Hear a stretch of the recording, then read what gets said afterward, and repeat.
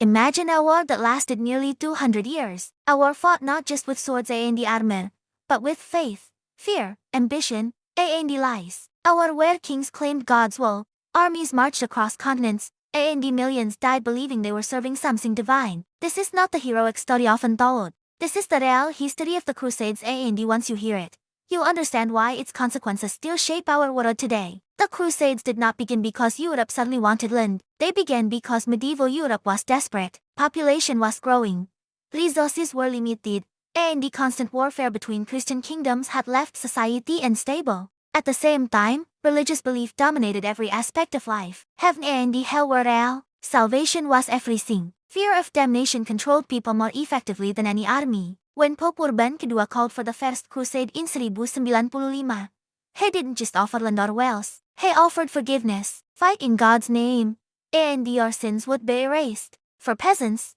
knights, criminals, and nobles alike, this was irresistible. Violence was no longer a crime, it was holy. Tens of thousands answered the call. Men had never left their villages. They marched toward the Middle East with little understanding of geography, politics, or the people they would face. Along the way, chaos followed. Entire Jewish communities in Europe were massacred, accused of being enemies of God. These were not accidental tragedies, they were early warnings of what the Crusades truly were. When Crusader armies finally reached Jerusalem, the violence reached unimaginable levels. After capturing the city in 1099, they slaughtered Muslims, Jews, and even Eastern Christians indiscriminately. Contemporary accounts describe streets flowing with blood. This was not a battle, it was a massacre. And yet, Europe celebrated it as a divine victory. The Crusader states that followed were fragile, isolated, and constantly under threat. They relied on constant reinforcements from Europe and brutal control over local populations. Religion justified everything. Killing became righteousness. Mercy became weakness. But the Islamic world was not passive. Leaders like Saladin emerged not just as warriors,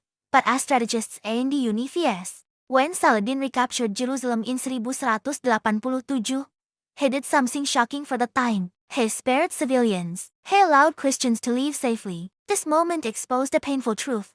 Morality during the Crusades was not owned by one side. As the Crusades continued, their original purpose collapsed. What began as religious missions became political and economic power struggles. European kings used crusades to expand influence. Nobles used them to gain land. Merchants used them to control trade routes. Faith became a tool, not the cause. One of the darkest moments came during the Fourth Crusade. Instead of marching to the Holy Land, Crusaders turned on Constantinople, a Christian city. They looted it, burned it, and destroyed one of the greatest cities in the world. This single act permanently split Christianity and weakened Byzantium beyond recovery. The Crusades were now consuming their own. For ordinary people, the Crusades were catastrophic. Entire regions were destabilized, trade was disrupted, cities were destroyed repeatedly. Generations grew up knowing nothing but war. Children were born into conflict and died within it. The human cost was enormous, and rarely counted. Women suffered uniquely. Men were left behind as families collapsed. Others were taken as captives, forced into slavery or worse. Their stories were rarely recorded,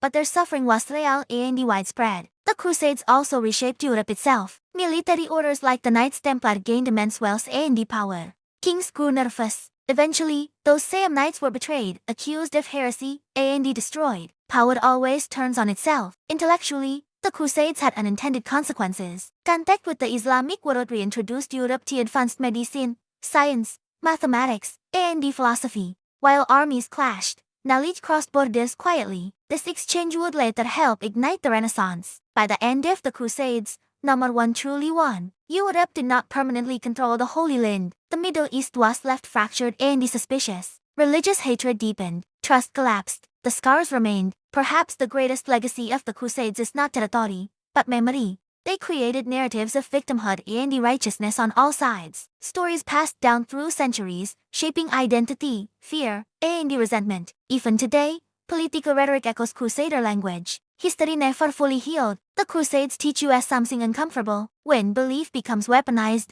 humanity suffers. When leaders claim divine authority, accountability disappears. Violence becomes sacred, and compassion becomes betrayal. This is why the Crusades matter. Not because they were unique but because they were human. They show how easily fear, faith, and ambition can combine into something unstoppable. If you're still listening, it means you're searching for more than simple history. You want truth, complexity, Context, that's exactly what this channel is about. History isn't about heroes and the villains. It's about choices and the consequences that follow. If you want more deep, cinematic, and the honest explorations of the past, stories that explain not just what happened but why it still matters, then make sure you subscribe now. Because this wasn't just a story, this was the history of the Crusades.